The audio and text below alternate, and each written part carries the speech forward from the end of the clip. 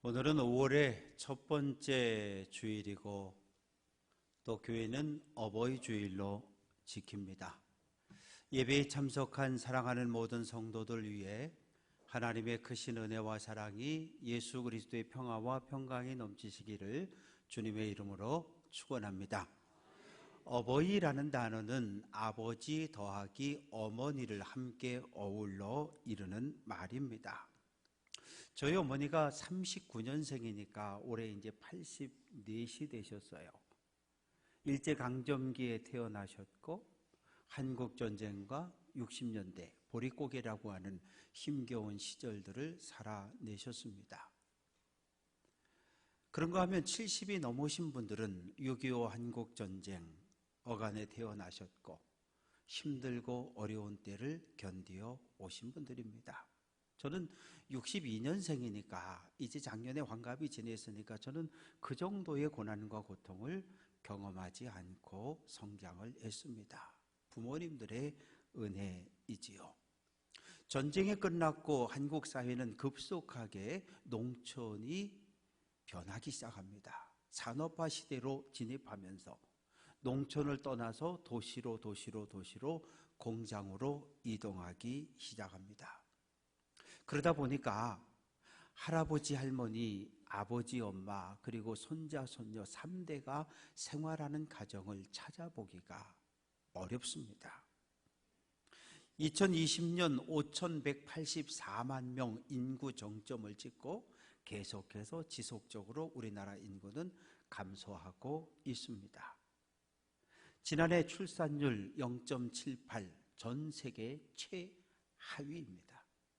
이렇게 가면 우리 민족은 시간이 지나면 인구가 점점점 줄어들어서 큰 어려움을 겪게 될 겁니다.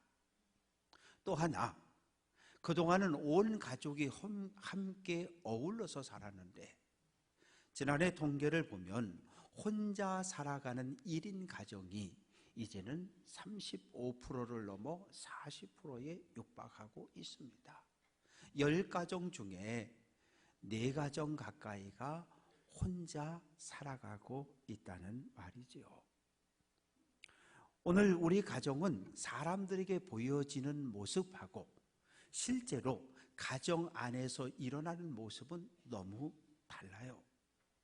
가정에는 다양한 문제들이 감추어져 있습니다. 치매, 중풍, 또 장애로 인한 문제들, 가정폭력, 술, 도박, 약물 중독으로 인한 이 문제들은 쉽게 드러낼 수 없습니다.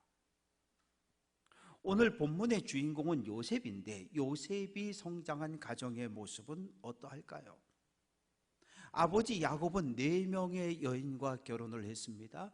레아, 라헬과 결혼해서 8명의 아들을 낳았고 라헬과 레아의 몸종이었던 실바와 비라를 통해서 4명의 아들을 낳았습니다. 아버지는 같은데 엄마가 달라요. 그러니 자연스럽게 갈등이 생길 수밖에 없습니다. 첫째 르우벤부터 11번째 요셉까지 7년 안에 모두 태어났습니다. 라헬은 막내 베냐민을 낳고 그리고 죽습니다. 요셉과 베냐민 두 아들은 엄마가 없어요. 아버지는 있는데 창세기 37장 3절을 보면 야곱이 여러 아들들보다 요셉을 더 사랑했다. 우리는 성경을 읽으면 고개를 끄덕끄덕합니다. 이해가 되잖아요. 왜? 다른 10명의 아들들은 엄마가 있어서 때 되면 옷 해 입히고 되는데 요셉과 베냐민은 엄마가 없으니까 아버지 야곱이 엄마의 역할까지 더 해준 거예요. 그런데 10명의 형들은 이해를 못해요. 왜 우리 아버지는 요셉 저놈만 더 사랑하는 거야? 기분 나빠. 이런 마음을 품고 오해를 하게 됩니다. 요셉이 꿈을 꾸었습니다. 우리 모두 꿈을 꾸잖아요. 꿈을 꾸는 건 괜찮아요. 그런데 꿈꾼 이야기를 함부로 말하는 건 위험해요. 형님들 함께 보리를 뱉는데 내 단은 일어서고 형님들의 단은 내 단을 향하여 엎드려 절하는 꿈을 꾸었습니다. 기분이 나빠요. 형님들, 해와 달과 11별이 내 별을 향하여 절하는 꿈을 꾸었습니다. 요셉은 꿈 얘기를 하면 할수록 신나는 거예요. 그러나 꿈 이야기를 듣는 형들의 마음은 분노에 분노를 더해 갑니다. 창세기 37장 5절, 형들이 요셉을 더욱 미워했다고 말합니다. 형제들의 갈등은 결국은 불행한 일로 터져버립니다.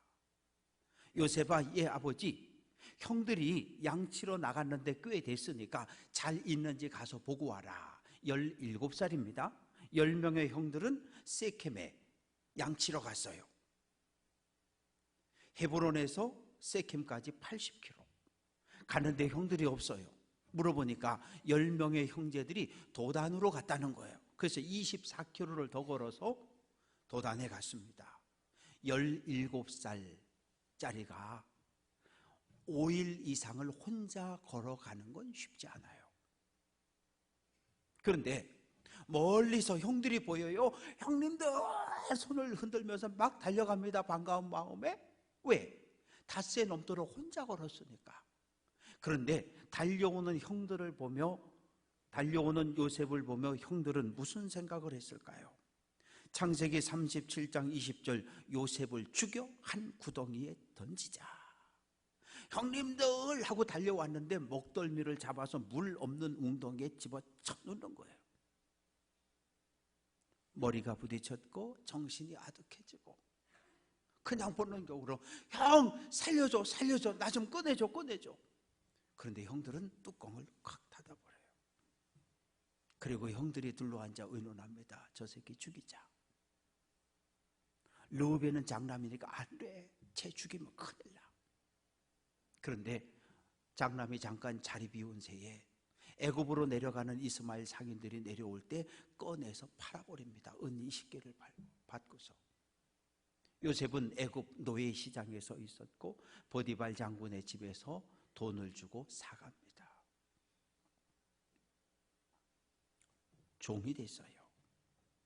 열심히 일했습니다. 형들은 집에 가서 아버지에게 당신 아들 요셉이 짐승에게 찢겨 죽였다고 거짓말을 합니다. 열심히 일을 했더니 보디발 눈에 들어서 가정 총무로 신임을 얻었어요. 이제 조금 마음의 여유가 생겼습니다. 27살 되었을 때 보디발 장군의 아내가 성적으로 유혹하기 시작합니다. 요셉아, 이리 와봐. 남편은 출근했고 이 집에 너와 나밖에 없어. 이리 와. 창세기 39장 9절, 내가 어찌 이 큰 악을 행하여 하나님께 죄를 지으리까? 그리고 뛰쳐나갑니다. 옷을 잡으니까 옷이 벗겨졌어요. 그러면 박수를 쳐야 되잖아요. 그런데 요셉을 기다린 건 감옥입니다. 저 히브리 놈이 나를 몹쓸 짓을 하려고 했다는 성추행범의 이 누명을 쓰고 감옥에 던져집니다. 얼마나 억울한 일입니까? 요셉은 감옥에서 성실히 일했고 간수장은 감옥의 모든 행정 사무를 요셉에게 위임을 합니다. 어느 날 바로의 술 맡은 관원장, 떡 맡은 관원장이 죄를 짓고 감옥에 들어왔어요. 요셉, 이분들을 잘 섬겨야 돼. 네. 어느 날 바로가 꿈을 꿨는데 이 꿈을 애굽에 있는 모든 요술하는 사람들, 마술하는 사람들 다 불러다가 꿈을 들려주고 해석하라니까 아무도 해석을 못하는 거예요. 술 맡은 관원장이 감옥의 요셉을 기억하고 요셉을 감옥에서 꺼내서 바로 앞에 세웠고 바로의 꿈을 정확하게 7년 풍년, 7년 흉년이 이어질 거라는 꿈 해석을 해냅니다. 그래서 애굽의 총리가 되었습니다. 사랑하는 성도 여러분, 요셉의 인생은 고난의 연속입니다. 종으로 팔렸습니다. 감옥에 갇혔습니다. 그러면 우리 같으면 극단적인 선택을 할 수도 있어요. 그러나 요셉은 인생을, 삶을 포기하지 않습니다. 어떻게 그럴 수 있습니까? 창세기 39장 2절, 여호와께서 요셉과 함께 하셨다. 하나님 우리와 함께 하실 때 우리는 참다운 행복을 누리는 줄로 믿습니다. 날씨가 25도, 24도 막 이렇게 뜨거웠어요. 그더니 비가 쭉 내리더니 갑자기 8도, 9도까지 뚝 떨어졌어요. 1년 12달 행복한 날만 살 수 없어요. 1년 12달 고난만 당하지도 않습니다. 로마서 8장 29절, 모든 것이 합력하여 선을 이룬다고 말합니다. 인생을 돌아보십시오. 행복 더하기 행복 더하기 행복 더하기 행복입니까? 그런 사람은 단 한 사람도 없어요. 고난 당할 때도 있고 행복할 때도 있어요. 시편 119편 71절, 고난 당한 것이 내게 유익이라.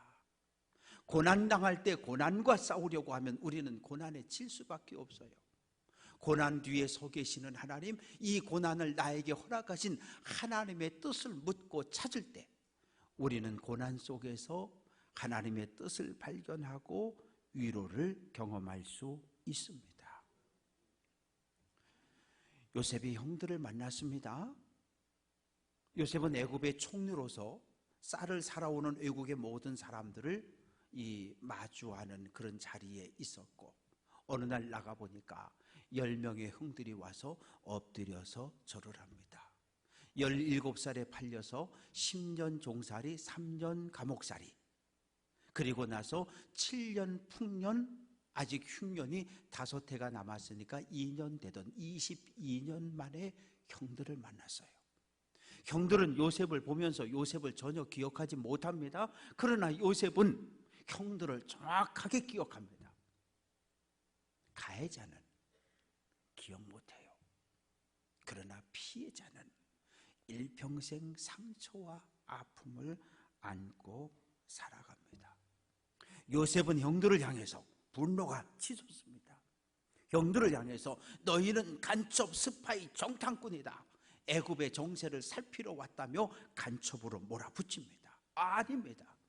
우리는 신분이 확실한 사람들입니다. 우리는 가나안에서 왔고, 가나안에 우리 아버지가 계시고 막내 동생이 있고, 우리는 형제는 12이었는데 하나는 없어졌고 우리 지금 10명이 여기 와 있다고 요셉이 막 몰아붙입니다. 그래? 그러면 쌀 가지고 가나안 가서 막내를 데리고 와서 너희 말이 사실인 것을 증명하라고 몰아붙입니다. 그리고 감옥에 가둬버려요.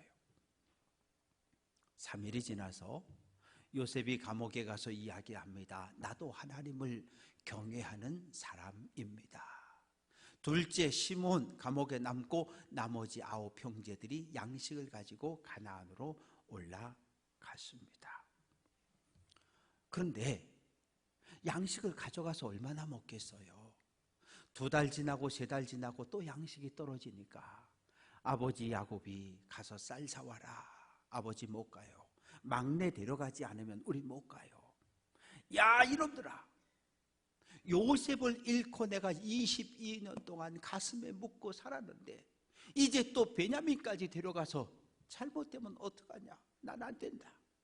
왜 막내가 있다고 이야기를 했느냐며 막 책망을 합니다. 야곱은 총리에게 보내는 가나안 특산품을 준비합니다. 유향과 꿀과 향품, 몰약, 유향나무 열매, 감복숭아 열매를 예물로 보냅니다. 형들은 다시 요셉 앞에 엎드려 절하고 요셉은 형들에게 아버지가 살아계시냐, 건강하시냐 라고 안부를 묻습니다. 그리고 맨 끝에 보니까 친동생 베냐민이 엎드려 있는 것을 보고 가슴이 복받쳐 올라서 웁니다. 쌀을 사서 돌려보냅니다. 그리고 막내 동생 이 베냐민의 쌀자루에 은잔을 집어넣고 베냐민을 잡아옵니다. 도둑질을 했다고. 예전 같으면 어떻을 것 같아요? 요셉을 은 20개에 팔아버린 형들 같았더라면, 야 베냐민, 네가 도둑질한 거니까 네가 책임져, 우리 간다. 그리고 갔을 거예요. 창세기 44장 30절, 아버지의 생명과 베냐민의 생명이 서로 하나로 묶여 있다고 유다가 울며 호소합니다. 내가 동생 베냐민의 죗값을 대신 받을 테니까 나를 감옥에 가두고 나를 죽이고 동생 베냐민은 아버지에게로 올려보내달라고. 이 막내 아들이 가지 않으면 우리 아버지가 죽는다며 호소를 합니다. 형들이 변했어요. 형들이 변했어요. 왜냐하면 이미 사흘 동안 감옥에 갇혔을 때 형들은 가슴을 치며 탄식합니다. 우리가 동생 요셉을 웅덩이에 집어넣고 그리고 종으로 팔아버렸는데 우리가 그 죄값을 이제 치르고 있다고 탄식하며 회개했어요. 요셉은 이제 변화되어진 형들에게 자기 자신의 정체를 밝힙니다. 형들은 두려워 떱니다. 이제 우리 다 죽었다. 형님들 걱정하지 말라고. 내가 형들의 손에 팔려 애굽에 온 것은 사실이지만 이것은 하나님의 계획이었다고. 하나님이 가나안에 있는 우리의 가족들 애굽 온 세상을 구원하기 위해서 형님들의 손을 통해 나를 애굽의 종으로 팔려가게 된 거 하나님의 뜻이라고 이야기를 합니다. 형님들 속히 가나안으로 올라가서 아버지를 모시고 와라. 죽은 줄 알았던 동생 요셉이 살아있고 애굽의 총리가 되었다고 전해줘라. 그리고 온 가족이 다 애굽으로 내려와 고센 땅에 정착을 하라고 말합니다. 11절 흉년이 아직 5해가 있으니 내가 거기서 아버지를 복량하겠다. 복량하다는 말은 정신적, 물질적으로 부족함이 없도록 계속해서 보살피고 돌보겠다는 거예요. 아버지뿐만 아니라 형님들의 가족과 형님들의 자녀들까지 내가 다 돌보아 줄 테니까 다 내려오라는 거예요. 그리고 이제 베냐민의 목을 끌어안고 웁니다.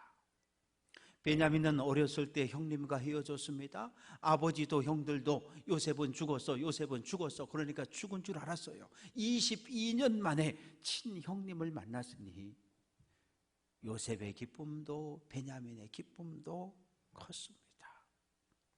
그리고 이제 요셉은 형들과 목을 어긋맞추고 그리고 인사를 나눕니다. 창세기 37장 4절 형들이 요셉을 미워하여 요셉에게 편안하게 말할 수 없었다고 말합니다. 아침에 일어나면 형님들 안녕히 주무셨어요? 그러면 형들 10명이 전부 얼굴 돌리고 가는 거예요. 요셉은 투명인간 취급을 받았고 왕따였어요. 평화의 인사를 주고받지 않았어요. 그러나 이제 죄를 인정하고 죄를 고백하고 요셉의 용서를 받고 나서 서로 샬롬의 인사를 나눕니다. 바로가 총리의 형제들이 가나안에서 왔다는 소식을 듣고 기뻐합니다. 그리고 마차, 수레를 내주는 거예요. 요즘 말로 하면 최고급 리무진 자가용을 내주고 그리고 군대를 내주면서 어서 가서 가족들을 모시고 애굽으로 와라. 가장 좋은 땅, 너희들이 행복하게 살 수 있도록 내가 모든 것을 다 도와주겠다고 이야기합니다. 그래서 야곱은 가나안을 떠나 130세에 애굽 땅 고센에 정착을 합니다. 왜 하필 고센입니까? 고센은 지도를 보면 애굽의 가장 남쪽 그리고 경계선이 가나안 땅이에요. 고센에서 직선으로 열흘 정도 올라가면 가나안에 갈 수 있습니다. 이 고센 땅은 초지가 많아요. 가축들을 키우기 좋습니다. 아브라함과 야곱과 이삭 모두가 목축을 했어요. 소를 키우고 양을 키웠습니다. 그런데 문제가 있어요. 애굽은 철저한 농경 문화입니다. 애굽 사람들은 소를 신으로 숭배해요. 그런데 히브리 사람들은, 야곱의 가족들은 애굽 사람들이 신으로 숭배하는 소를 때가 되면 잡아서 도살해서 먹어요. 그러니 아무리 총리 요셉을 존경한다고 해도 자기들의 힘으로 숭배하는 소를 잡아먹는 저런 사람들과 가까이 할 수가 없어요. 그래서 거리를 두고 생활합니다. 요셉은 때가 되면 다시 약속의 땅 가나안으로 돌아가야 할 텐데, 가나안으로 돌아갈 때까지 하나님을 향한 믿음을 지키고 거룩함을 지켜갈 수 있는 장소가 고센 땅이라고 생각을 한 겁니다. 창세기 46장 29절, 요셉이 수레를 갖추고 고센으로 올라가서 아버지의 목을 어긋맞춰 안고 울었다. 요셉이 죽은 줄 알았잖아요. 가슴에 묻고 살았잖아요. 그런데 살아있잖아요. 애굽의 총리가 되었잖아요. 끌어안고 웁니다.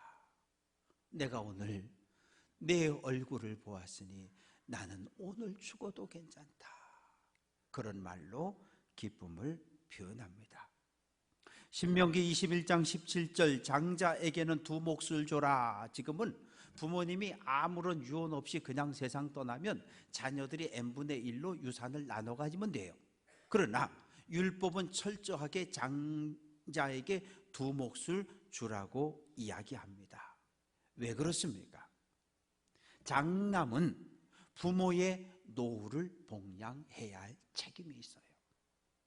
장남은 부모의 장례를 책임져야 할 의무가 있어요. 그래서 다른 형제들이 하나 받을 때 장남은 두 몫을 주라고 이야기합니다. 어느 날 야곱이 요셉에게 손자들 에브라임과 므낫세를 데려오라고 이야기합니다. 그래서 데리고 갔어요. 할아버지 야곱이 손자들 머리에 안수하고 그리고 나서 이야기합니다. 에브라임과 므낫세를 양자로 입양하겠다. 그래서 장남은 르우벤이었지만 르우벤은 아버지의 첫 비라와 동침하는 못된 짓을 했어요. 그래서 장자권을 상실했고 요셉의 두 아들이 입양됨으로 두 몫을 차지하게 됩니다. 사랑하는 성도 여러분, 요즘 우리 사회는 어떻습니까? 부모로부터 유산은 다 물려받았어요. 그리고 부모를 복양하지 않아요. 그래서 화가 난 아버지들이 법에다가 고소를 해요. 우리 자식이 유산은 상속받고 효도는 하지 않으니 유산으로 물려준 거 도로 되돌려달라고. 법에서 자녀들에게 불효했으니, 약속을 지키지 않았으니 부모에게 다시 유산 받은 것 돌려주라고 판결을 내렸어요. 얼마나 안타까운 이야기입니까? 부모들이 자녀들에게 못하는 말이 세 가지 있다 그럽니다. 첫째, 나 아파. 잘 못한다 그래요. 두 번째, 나 돈 필요한데. 세 번째, 외롭다. 왜 못합니까? 아프다 그러면, 돈 없다 그러면, 외롭다 그러면 자녀들이 걱정하고 염려하니까. 부모님 문제로 자녀들이, 형제들이 서로 다투고 싸울 것을 염려하기 때문입니다. 믿음의 가정은 달라야 해요. 내 부모를 공경하라, 하나님의 직접 주신 명령입니다. 부모는 생명을 자녀들에게 물려주셨고 먹이고 입히고 가르쳐 주신 분들이에요. 효도하는 건 당연한 거예요. 그런데 효도라는 단어를 꺼내기가 왠지 마음이 무거운 때입니다. 야곱은 죽기 전에 유언을 합니다. 내가 죽거든 가나안 땅, 내가 파놓은 묘실 가족묘에 나를 장례 지내달라. 그래서 요셉은 아버지의 유언대로 야곱이 죽은 후에 가나안 땅 가족묘에 아버지를 장례합니다. 모든 부모는 자녀들이 화목하게 지내는 걸 원해요. 싸우는 거 원하지 않아요. 그래서 요셉은 내가 당신들과 당신들의 자녀들을 책임지겠다고 형들에게 이야기했고, 실제로 형들의 삶과 조카들의 삶을 책임을 집니다. 형제가 다투는 거 보면 부모는 마음 아파해요. 형제는 한 부모를 통해 이 땅에 태어났으니 서로 사랑하는 것이 맞습니다. 교회를 가지고 믿음의 공동체, 신앙 가족들이라고 이야기합니다. 교회 안에 다툼이 없어야 합니다. 요한일서 3장 10절, 그 형제를 사랑하지 아니하는 자는 하나님께 속하지 않았다. 하나님을 믿는 사람은, 예수를 내 인생의 주인으로 영접한 사람은 교회 안에 있는 모든 성도들과 화목하게 지내야 한다는 거예요. 교회 안에서 다툼을 일으키고 싸움을 만들고 그런 사람은 하나님께 속하지 않았다고 말합니다. 사랑하는 성도 여러분, 오늘 교회는 교회 학교 어린 아이들부터 어르신들까지 예수님을 중심으로 하나 된 공동체입니다. 서로 사랑하고 존경해야 합니다.